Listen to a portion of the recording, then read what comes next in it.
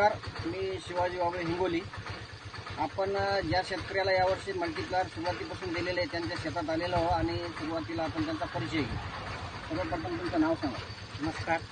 सर्वप्रथम माझं नाव संतोष माणिकराव निळकंठे, राहणार सोडेगाव, तालुका कळमनुरी, जिल्हा हिंगोली. बरं, आतापर्यंत या हळदीला लागवड कधीची आहे?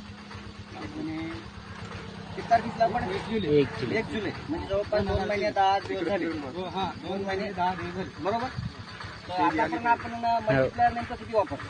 आतापर्यंत तर आता आपण कोटेड केलं तर 1 वेळ, हां, 4 वेळेस ड्रिपनं सोडलं. 4 वेळा ड्रेसिंग सुरू ड्रिपिंग आणि फवारणी किती घेत झाली? फवारणी एकच झाली. फवारणी बाकी एकच झाली. बरं, आता आपण आपल्या भागामध्ये हळदी बी लोकांच्या भरपूर येतात, तर आपलं मल्टीप्लायर दिलेलं आहे आणि न दिलेलं आहे, तुम्हाला काय फरक जाणवला? लय फरक आहे सर.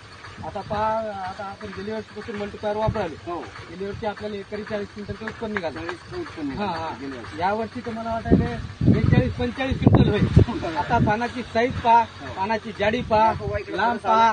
दाखव. आता जवळपास 14 वगैरे इंचाचं पान बघून रुंद घेऊ शकता तुम्ही.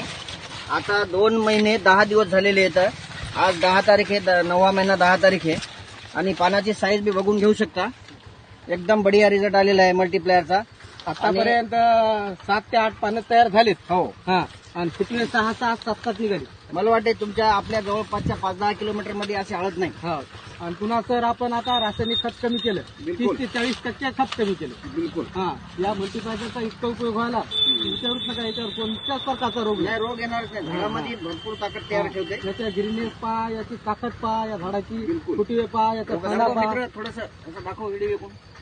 आपली पूर्ण हळदीचा प्लॉट दाखव. पूर्ण प्लॉट दाखव.